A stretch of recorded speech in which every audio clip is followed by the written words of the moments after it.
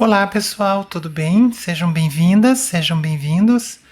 Uma dúvida que é recorrente para quem está começando, ou até mesmo para quem já está há algum tempo na impressão 3D, é o que faz um fatiador exatamente. Né? Eu acho que todos nós nos perguntamos, né? Eu já tive essa dúvida também quando estava começando, e hoje o que eu vou fazer é tentar explicar um pouquinho para vocês o que acontece durante o processo de fatiamento, e no final do vídeo eu vou dar uma dica de como que nós podemos acelerar a preparação da impressora para iniciar a impressão, ok? Então eu criei esse modelo, né, um cubo bem simples, não tem nada de especial nele, é um cubo oco. Se a gente der uma olhada aqui por baixo a gente vê que ele é vazado, tá? E o que eu vou fazer com ele? Eu vou pedir para fatiar, né? Na verdade eu já pedi para fazer o fatiamento dele, e nós temos esse resultado aqui. O que nós fazemos na sequência? A gente pede para salvar na unidade removível, e daí a gente tira o cartão do computador, coloca na impressora e pede para imprimir e pronto. A gente só aguarda o final da impressão e temos a nossa peça. Daqui do fatiamento até o final da impressão, muitas coisas acontecem, tá? E como é que isso funciona exatamente? Bom, primeiro, quando a gente pede para fatiar, o que ele faz? Ele transforma o nosso sólido em uma sequência de camadas, né, que são essas fatias aqui que a gente está vendo à medida que a gente vai avançando, certo? E essas fatias, na verdade, são conjuntos de instruções que são enviados para a impressora. E que cara que tem essas instruções exatamente? Eu vou abrir aqui para vocês, para a gente dar uma olhadinha. Olha só, esse daqui é o cubo teste, esse aqui é o G-code dele, que nada mais é do que o conjunto de impressões que está sendo enviado para a impressora. E aí nós vamos ver uma série de códigos do tipo G, do tipo M. Cada código desse é um comando para que a impressora faça alguma coisa. Então, normalmente, os comandos do tipo G são comandos de movimentação, os comandos do tipo M são comandos de setup, né? E o fatiador ele transforma o nosso sólido em fatias, e essas fatias, por sua vez, são representadas por esse conjunto de comandos. Por exemplo, aqui nós temos uma sequência que tem vários comandos do tipo G1. E o que está acontecendo nesse trecho? A cabeça de impressão ela está se movimentando, né, no eixo X, né, no eixo Y, certo? E extrudando o material. Nós temos aqui comandos que dizem quanto de material tem que ser extrudado em cada pequeno trecho deste daqui que é executado pela impressora. Tá? Então é algo relativamente simples, né? O que o fatiador faz é criar esses comandos, salvar os comandos em arquivo, que será lido pela impressora para ser executado e chegar até a nossa impressão, ok? Então entendemos essa parte aqui. O que acontece de diferente, que é bacana de nós entendermos, é que aqui no começo, se vocês derem uma olhada, tem uma parte de ajustes, e se vocês olharem aqui, tem algo escrito em português. Eu já vou explicar por que isso daqui está em português. E se nós formos lá no final do arquivo, aqui nós vamos ver que tem um outro pedacinho em português.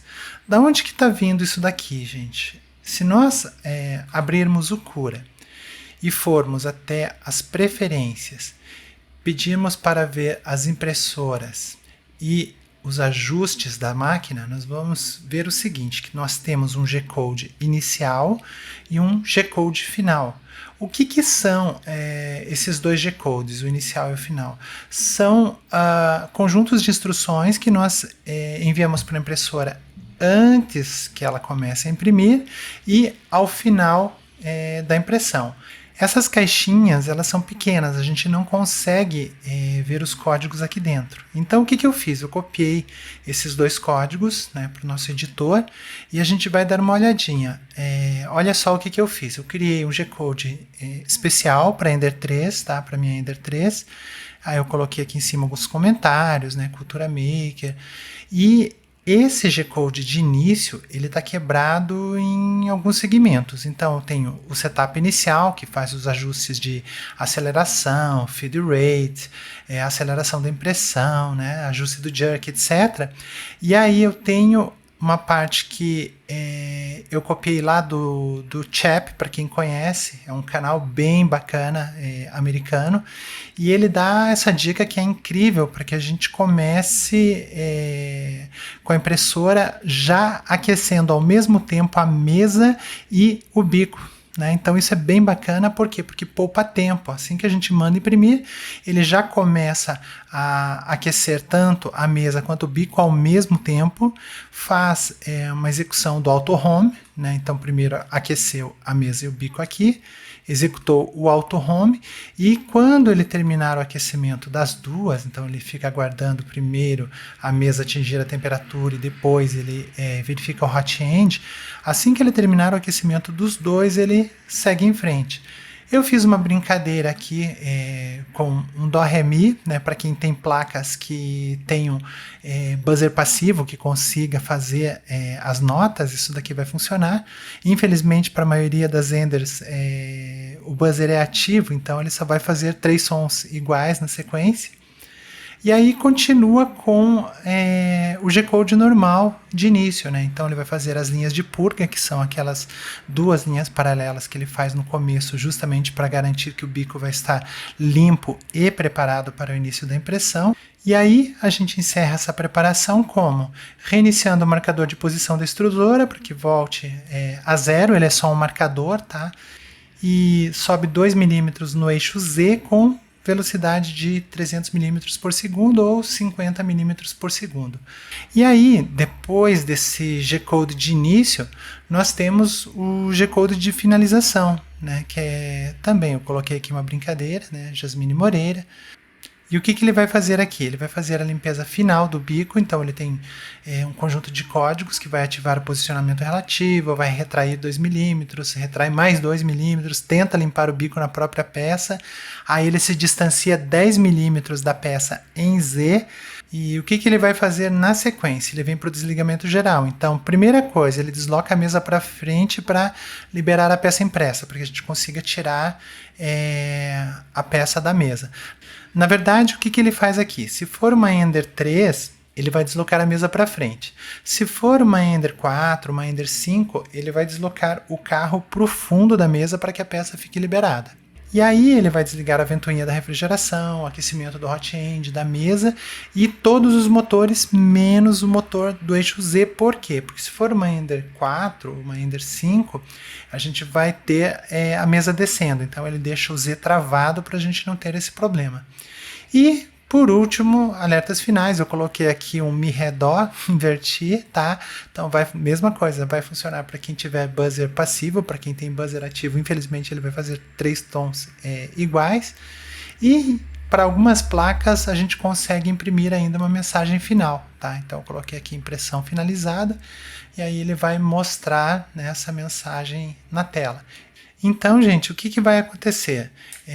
Este G-Code inicial e este G-Code final que estão aqui, eles são replicados em todo modelo que a gente faça o fatiamento, tá? Eles vão aparecer aonde? Eles vão aparecer lá no começo do G-Code, né, do fatiamento, e lá no final, né? Por isso que aquelas informações em português elas apareceram aqui, porque são os meus comentários, na verdade. E apareceram onde também? Lá no final, né, do nosso fatiamento.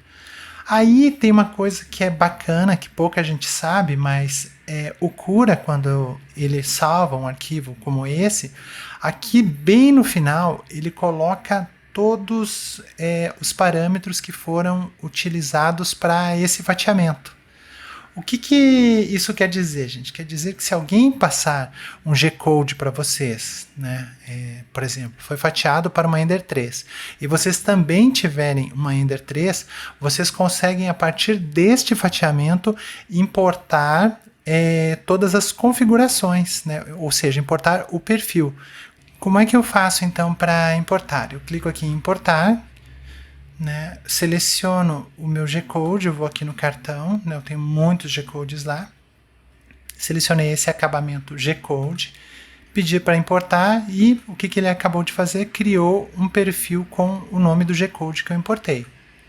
E para finalizar, gente, é o seguinte, esses G-Codes de início e de fim, se vocês quiserem já prontos, eles estão lá no meu GitHub, então tem uma pastinha lá chamada Cura G-Codes, tá? Então vocês podem ir até essa pastinha e vocês vão ter tanto o de início quanto o de finalização, né? Já estão configurados com essa opção para vocês fazerem o aquecimento da impressora de forma mais rápida.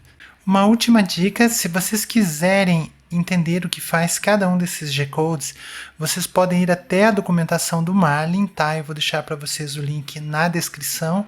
E aqui tem a documentação de cada um desses códigos que estão ali dentro do fatiamento. Tá bom? Então é isso. Até a próxima! Se você chegou comigo até o final desse vídeo, muito obrigada! Não esqueça de compartilhar o vídeo e deixar os seus comentários. Até a próxima!